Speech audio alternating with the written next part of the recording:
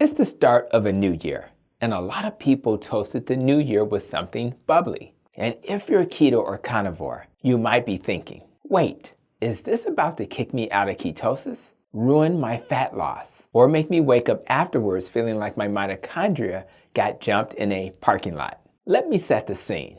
I'm scrolling YouTube, and I come across Carrie's channel, Homestead How. Great content, by the way. But then I see a thumbnail of him sipping on what looks like an alcoholic drink. And my doctor brain goes, ah yes, the ancient human ritual of celebrating life by temporarily borrowing happiness from tomorrow. So here's the question this video answers. Can you drink alcohol on keto or carnivore? My honest answer, sometimes yes. But the better answer is, it depends on what you're trying to accomplish. Your metabolic health, and whether you want your body to be in fat burning mode or emergency cleanup mode. Because here's the part most people don't understand. Alcohol is not food to your body. It's handled like a toxin. Not because you're a bad person for drinking it, but because your body literally has to treat it like something it needs to get rid of. The liver can't store alcohol the way it can store fat or sugar. So it prioritizes breaking it down quickly. And once you understand that, a lot of keto carnivore frustration suddenly makes sense. Let's talk about what alcohol actually does in your body. When you drink, your body converts ethanol into acetaldehyde, which is toxic, and then into acetate, which is less active, and eventually gets broken down into water and carbon dioxide. That's the detox pathway. But it comes with a trade-off. While your liver is busy dealing with alcohol, it's not as focused on your usual metabolic priorities, like burning fat, stabilizing blood sugar, and producing ketones efficiently. That's why some people feel like alcohol pauses their progress. Now let's add a term many keto folks love, the oxidative priority concept. Here's the plain English version. Your body burns what it has to burn first. Alcohol goes to the front of the line because your body can't leave it hanging around. So if you're trying to lose fat and you drink, your body basically says, fat burning, love that for you, but first we have a situation. And now we get to the big question people ask me. What does alcohol do to your blood sugar? Does it raise it or lower it? Answer, yes. And that's not me being cute. It really depends on the context. Alcohol can lower blood sugar, sometimes dangerously. Your liver is like your blood sugar backup generator. Between meals and overnight, it helps maintain glucose by releasing stored glucose and making new glucose. It's called gluconeogenesis. Alcohol interferes with that ability by shifting the liver's chemistry, specifically the NAD plus NADH balance. And that shift basically uses up the liver's bandwidth for making new glucose. Let me say this another way, so I don't just sound like a doctor talking to another doctor. Your liver gets metabolically distracted, so it can't do gluconeogenesis as efficiently. And it may also struggle to release glucose at the pace your brain and muscles expect, especially if you haven't eaten much carbohydrate or you're fasting. That's why the drop can be delayed. The liver prioritizes clearing alcohol first, and hours later, often overnight, you can wind up with hypoglycemia, particularly if you're on insulin or sulfonylureas, making gluconeogenesis harder in the short term. So if you're fasting, not eating many carbs because you're keto carnivore, or taking glucose-lowering meds, alcohol can lead to delayed hypoglycemia, especially overnight. And the American Diabetes Association is very clear about this. Alcohol combined with insulin or sulfonylureas can cause low blood sugar. That's the scary part, because you can go to sleep thinking you're fine and wake up at 3 a.m. sweaty, shaky, anxious, and wondering why your body is auditioning for a horror movie. And not to make this more confusing, but now the other side. Some alcoholic drinks come with carbs and sugar. Beer,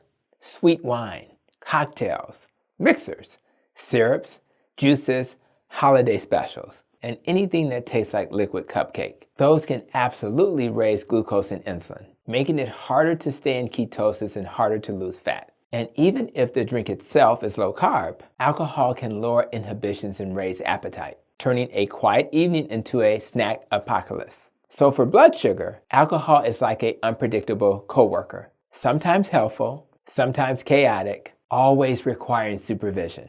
And I hope the coworker analogy didn't make you think about that person you've really had a hard time working with in the past or even now. Now let's bring it home to keto and carnivore. If you're keto or carnivore, Your metabolic goals are usually some mix of fat loss, stable energy, fewer cravings, better blood sugar, reduced inflammation, or better mental clarity. Alcohol can interfere with several of these, even if it doesn't kick you out with carbs. Why? Because alcohol provides calories, about 7 calories per gram, and becomes acetate your body can burn. While that's happening, your body tends to burn less fat in the short term, kind of like a temporary fat-sparing effect. So if someone tells you, I'm keto, but I'm stalled, and I drink every weekend, I'm not judging them. I'm just saying, you may have found the speed bump. Now the underrated issue, sleep. If you want to talk root cause, sleep is a big one. Alcohol may help you fall asleep faster, but it tends to worsen sleep quality later in the night. And poor sleep is gasoline on insulin resistance, cravings, appetite hormones, stress hormones, inflammation. So the next day you're hungrier, more impulsive, and less likely to train or walk. And then people blame willpower, when the real culprit was that nightcap acting like a tiny sleep burglar. Hydration and electrolytes, the keto double whammy. Alcohol is a diuretic. Keto already increases sodium and water loss early on. Put them together, and you can wake up feeling like a raisin with a headache. So if you're going to drink, hydration and electrolytes aren't optional. They're your insurance policy.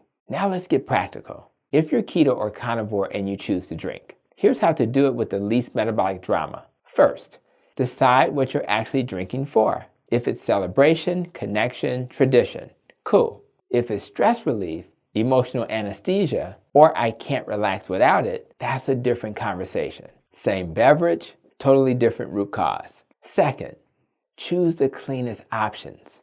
Generally eases on keto or carnivore include spirits like vodka, tequila, whiskey with soda water, dry wines, more dry than sweet, champagne, brut styles, watch additions. The ones that are harder on keto or carnivore include beer, sweet wines, cocktails with juice, syrups, mixers, and those skinny drinks that are basically sweeteners plus regret. Third, don't drink on an empty stomach, especially if you have diabetes or take glucose-lowering meds. Eat a solid protein-forward meal first. On carnivore, that's easy. Meat, eggs, seafood, something real. Fourth, set a limit before the first sip, because after 2 drinks, your decision-making skills start acting like they got a concussion. For many people, reasonable means 1 drink for women, up to 2 for men in a day. That's general public health guidance. But I'll tell you clinically, even within those limits, some people stall fat or flare inflammation. Your body is your lab. Fifth, alternate every drink with water and add electrolytes early in the day if you're prone to headaches or cramps. Sixth, plan for the next 12 hours. If you're diabetic, check glucose more often. Be aware lows can happen later. Don't assume I feel fine means I'm safe. And please, if you've had several lows before, don't drink alone. That's not fear-mongering, that's wisdom. Now let me say this clearly. You don't have to demonize alcohol. You also don't have to pretend it's helpful. It's a tool people use socially and culturally. Historically, humans used fermented drinks for preservation and safer hydration in certain contexts, and it became deeply tied to ritual and celebration. But modern alcohol is concentrated, marketed, and often paired with sugar. So the why we love it and the how it affects us have drifted apart. So, should a keto or carnivore person drink alcohol? If your goals are fat loss and metabolic healing, the most honest answer is less is usually better. And sometimes a season of none is the fastest path to momentum. If you're doing a New Year's toast, great. Celebrate. But don't let one toast turn into a January full of, why am I stalled? And if you don't drink at all, you're not missing the party. You're just skipping the part where your liver gets assigned extra homework. Quick midway reminder, if you're finding this helpful, hit like and subscribe because we're going to keep breaking down the stuff nobody explained in plain English. All right, before you go, I want you to comment 2 things. Number 1, where you're watching from. Number 2, and what your go-to keto carnivore friendly drink is, or if you're proudly team sparkling water. And lastly, let's make the new year your best year ever. And what I can promise, I'll keep delivering all the foundational knowledge you'll need to be successful. I can't wait to see you in my next video.